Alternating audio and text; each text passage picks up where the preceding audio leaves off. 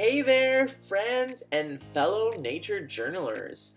I am Marley Pfeiffer, and this is the Nature Journal Show, where you tune in every week to get tips, tricks, and techniques to help you get more out of your nature journaling. How can we get more out of our nature journaling if we don't have any time to nature journal? Lots of people have been asking that question, and this week I interview multiple nature journalers just like us with busy schedules and families to see how they make time for their nature journaling practice. Oh, look, it's Akshay and Gargi Nature Journaling. Hello. Hi, guys. How's it going? Hey, I wanted to ask you some questions about how you make so much time for nature journaling. Is that okay? Oh, absolutely. course. Yeah. So, a lot of people have been asking me for ideas on how to make time for nature journaling. And, I know the two of you get a lot of nature journaling in, so you must be retired, right? To make so much time for nature journaling? We're trying to get Quit our retired, but yeah. jobs. Really? So, how do you do it? How do you make time for nature journaling? So I can go first. So I think the one thing we kind of worked through was trying to reduce the amount of screen time we have. For example, like in front of a TV or something, like make our lives difficult, or going after we go back home, we kind of we don't have a TV, but even if we have other screen options, we would make it really difficult for us to like watch something there and get distracted. So try and slow down your distractions so that you get more time to do something else. So that's like a starter. Okay. Any Yeah. ideas from your side? Yeah. The second thing that we do is every Tuesdays. So we have an aunt who is also into nature journaling. Hi, Lena. We usually meet at her place, and that's a day we block on our calendars, make no other plans. It's like a dedicated. If you have office meetings and you cannot miss those meetings, it's one of those for us. We have to meet that day. Yeah. We started with 3 of us, and Now it's like her 5. husband also got super Yeah. interested. Vivek joined. Yeah, I Vivek, saw good Vivek job, is Vivek, also Kaka. Yeah. doing it. You never know how many more people you end up inspiring. Right. Yeah, Maddie was joining right now, so we keep posting, and if people want to Because I know sometimes people have the idea like to do something like that and then they don't get in the habit of it. I think just being strong about, hey, this is marked on your calendar and no one else can come and schedule something else on that part. Yeah. So like 6 to 9, come what may, as long as you make time and you put it out on calendar and you actually get together. Yeah. If you set that up, like if you set everything up for the whole event, then things will go forward and you will get creative on how you can be more effective. Yeah. But the idea is to make time. Right. So do you think it's easier because you're doing it with a group of people? Definitely. Definitely, yeah. We all keep each other accountable for it. And Sometimes motivated, yeah. Yep. Cool. Great. And are there any other like tips you would give to people who are really struggling with making the time? Yeah, before we started doing this, before we started meeting on Tuesdays, I was having some time where I wasn't journaling as much, and I wanted to make sure that I do. And one thing that has helped me is journal about that. Like journal about how often you're journaling. Yeah.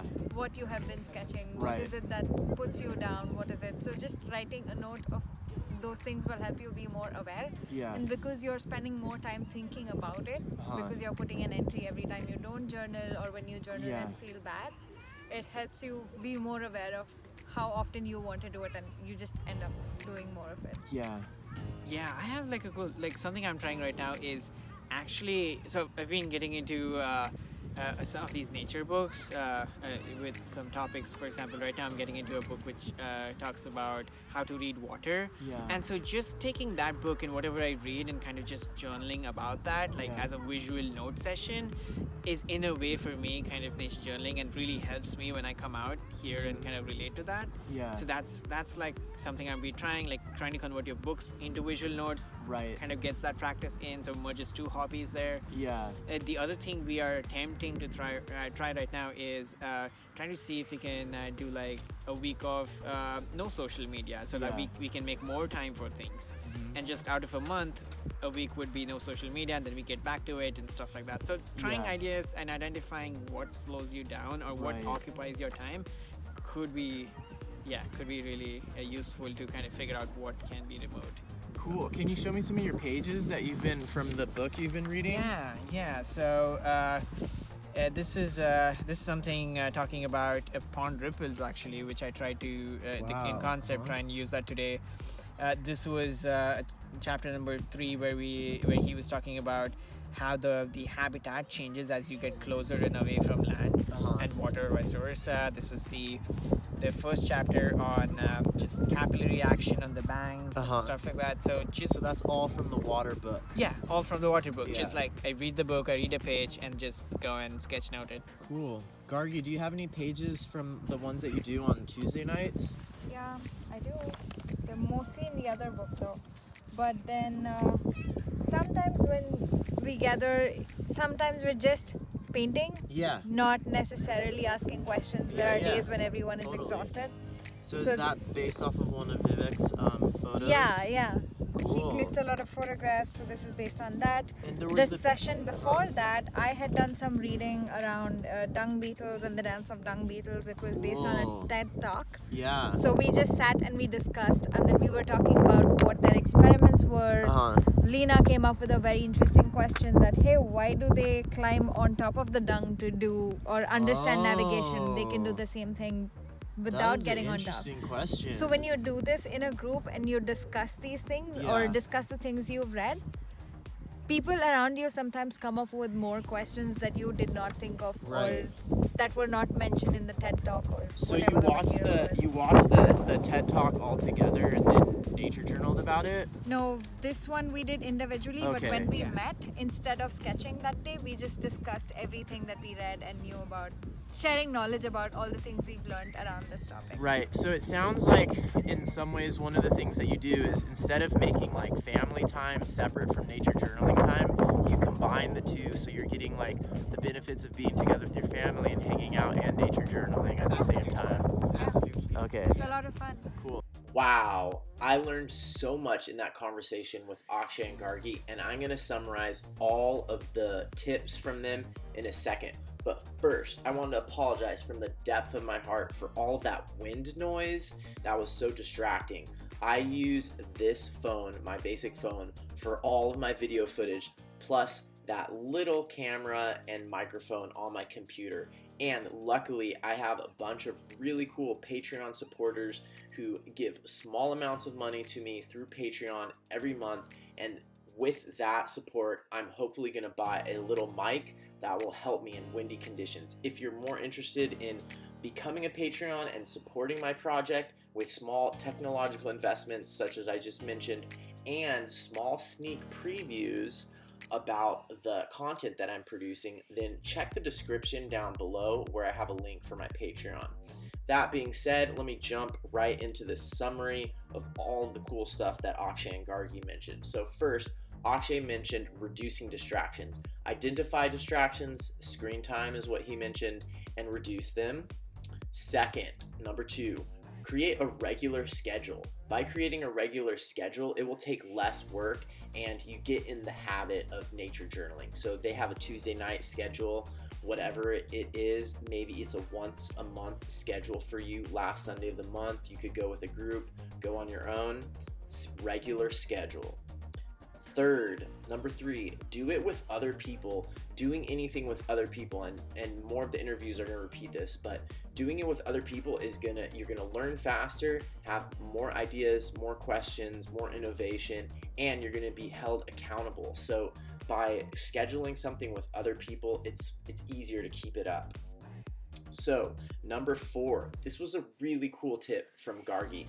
Go meta. Metacognition is thinking about your own thinking, and a journal is the perfect place to do this.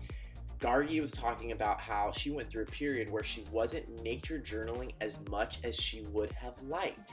And a lot of us are going through that. Are we being hard on ourselves? Are we being lazy? Do we need to be more self-disciplined, or do we need to be easier on ourselves? By writing even those thoughts down in your nature journal, that could take 30 seconds, you're venting, you're reflecting, and you're getting all of that on paper. So instead of it being bouncing around in your head, it's on the paper and you can reflect on it. So really cool tip from Gargi, and that's gonna help you a lot. Okay, number 5, think outside the box. And Akshay mentioned that he's doing some reading, a really cool book about water, and he's sketchnoting / nature journaling about what he's reading. Can you combine nature journaling with a hobby such as reading that you're already doing? Maybe you're fishing, maybe you are birding, or you are knitting. Are there ways that you could be sketchnoting or nature journaling about those things? Very tricky way to get nature journaling mixed in with your other habits. Very cool. 1, 2, 3, 4, 5, 6. Identify time sucks. Akshay mentioned a couple time sucks that they have identified, specifically social media. What are the things that you might be spending time on that you could prioritize differently? And number 5, 6, 7. Woo! Nature journal with family. So combine your family time with your nature journal time. A lot of people I talk to have family and are struggling because they feel like they have to nature journal separate from their family. What if you could do those two things at the same time? That's what Akshay and Gargi are doing with their family every Tuesday night. Is there a way that you could combine family time with nature journaling time? Luckily, I'm about to talk to Ivea, and she has been doing just that. Do you have small children? If you do, you probably have a lot of excuses why you can't nature journal, and that is totally understandable. Right now, I'm about to talk to Ivea and see how she makes time for it. So Ivea, tell me about, it seems like you spend a lot of time nature journaling, and you have a kid, right? Oh yeah. So tell me, how do you make time for your nature journaling? Well, one thing that I do is I try to put away the pressure that comes around taking a long time sitting in the same spot. Okay. So I tell myself that if I have only 3 minutes to do a drawing, use those 3 minutes. Okay. And so, like, if I only have time to draw maybe 1 plant or 2 plants or something like that, or even something that I'm questioning, even if it's just a quick sketch of it, and to try to just get into it as fast as possible and don't worry overly much about time. Yeah. And if my son is kind of wanting the attention, then what I'll do sometimes is try to draw him into it. I'll ask him if a certain color looks right, or I'll say, what should I draw next? Interesting. And so I'll try to include him. So you actually do nature journal sometimes with your son? I do, or else I'm doing work when I'm around him, or he's playing, or a lot of times I'll be bringing homework to do from the habitat restoration field, and it will be while my son is home. Okay. So I'll tell him I'm doing my homework too, but then I'll show him maybe if I took a documentary picture of whatever I did that day. Yeah. I'll say, does this look about right? Right. And how old is your son? He's 9. He's 9. And has it been hard? Have you found it hard to like nature journal with him? Or was that hard at first? Or like, was there like because I feel like a lot of people with family feel like they need to have like a space where they're completely separate to nature journal. And how did you start like feeling like you could do that while he was there? Well, so he and I, we live in a pretty small place, so we share a room. Yeah. And so pretty much everything either one of us do, we have to have each other in mind to do Yeah. it.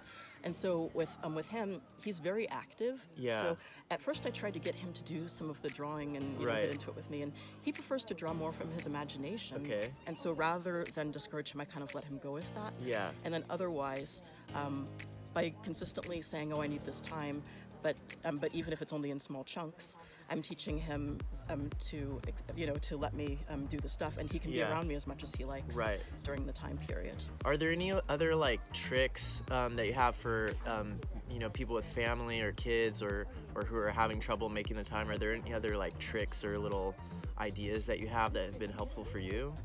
One is to go easy on yourself. Oh, really? Once you let go of the stress and the guilt behind, oh, I'm not nature journaling all the time, you see these wonderful drawings, and it's Right. the self-comparison thing where you think everybody else is out doing all this wonderful stuff and I can barely even make it outside my front door. Right. But once you kind of give yourself permission to do what you can do, what you're capable of with the time, like, then it becomes a lot easier to grab the 3 minutes. Yeah. Like, oh, got 3 minutes here while whatever is cooking. I can just sketch my houseplant. Can you share some pages that you've done, like perhaps when you're with Logan, your son? Sure.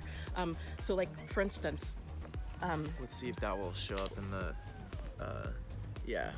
Tell us about this page with the seedlings. well, this one was Actually, this one was with a different group of kids. Okay. I teach. Oh, so you're with a whole group of kids. That sounds a lot harder. Okay. I teach garden class on Mondays to preschoolers. Uh-huh. I started doing this with him. My plan originally was I thought we'd be hiking in the hills, so you can't really see it, but it says bird scavenger hunt. Uh-huh. And so my plan is, because Logan loves bird calls, Yeah. sketch them in advance with check boxes so I can check off which ones we see. And then I asked Logan to tell me the order in which I sketched them. So he chose first this, and then the bluebird here, and then the Caspian tern. And then I drew our friend the song sparrow because he really loves Yeah. he loves white-crowned sparrows, and so I thought it'd be cool to. And so part of it is tailoring it to his interests, Right. from time to time, so that way I can more draw him in and include him. Yeah, great. Can you share the page where he's riding the swing? Because I saw that you were nature journaling. So this morning, while a lot of people were kind of just standing around before nature journaling, I saw that you were over there with him, but you were still doing stuff. So even though this might not the subject matter might be slightly different, it's still a nature journaling approach, and it looks like you're asking questions and stuff like that. So I think that's another thing that could help people is when they're with their kids or with their family, not really focusing so much on like the subject matter being a nature journaling subject matter per se, but like using that approach. Exactly. Evea can nature journal and make time for nature journaling with her 9-year-old son, then you can definitely also make time for nature journaling. So her tips include, number 1, use every second. Instead of thinking that you need 30 minutes or an hour of uninterrupted time, use every second. Even in a 3-minute session, you might be able to nature journal something and develop some skills. And when you're a parent, every second counts. Number 2, this is an ultra important tip. Go easy on yourself. And when I talked to John Muir Laws on the same trip, he recommended the same thing. So some of us have a problem where we really think, oh, I should be nature journaling more, I should be doing this more, I should be better at this. And it's really important to not turn it into a chore, not associate negative feelings with it, and go a little bit easy on yourself, especially if you are a parent or have a lot of family responsibilities. So don't be too self-critical. Number 3, match your nature journaling practice to your kids or your family members' interests. So Evea talked about how she tries to make her nature journaling practice dovetail with her son's interests. How can you do this? Do you have a spouse that doesn't nature journal? How can you meet them halfway and dovetail your nature journaling interest with their interests?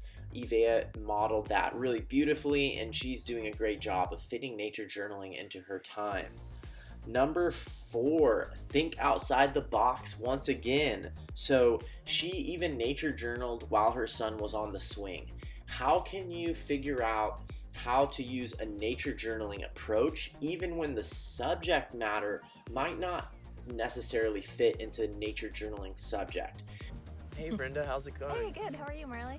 I'm doing well. So just been trying to ask people about how they make time for nature journaling in their schedule. So I was wondering, like, do you have a full-time job, and like how you make time for your nature journaling practice, or how you think about prioritizing nature journaling and all of that?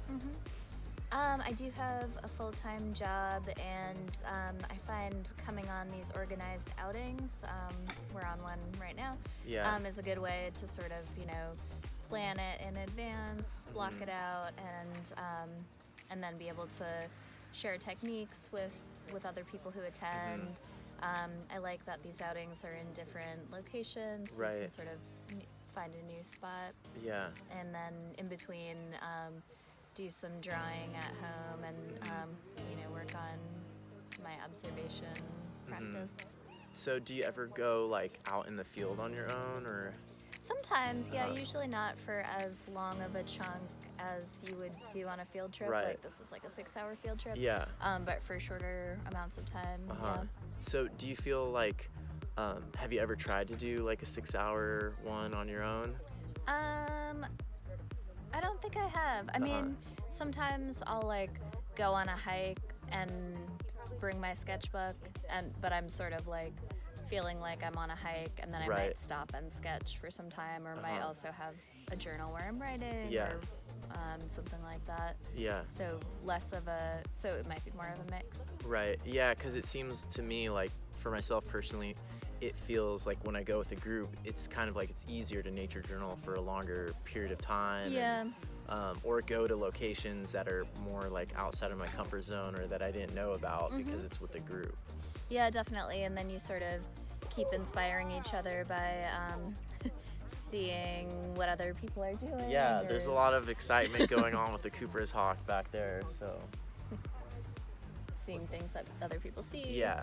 So it seems like with a group you can, it helps you set aside the time. And does it feel like there's a more of an accountability to go when you, like, how do you sign up, or is it usually like with Jax where there's not even an actual sign up, but you just like write it into your calendar? Does that create some accountability? Or? I think so. Yeah. I mean, this is I've mostly gone on your trip, so I do sign up for those. This is my first one with Jack, but had it on my calendar. This was going to be the rain date for a salmon outing before, that's right. So I did have it on my calendar for that reason, and then it became a different event, but I was like, oh, that still sounds like a good thing to do. Do you have any like suggestions for other people, like how if they're trying to figure out how to make time for nature journaling, or feel like they're unable to find the time, like any suggestions for how to do that, or any ideas?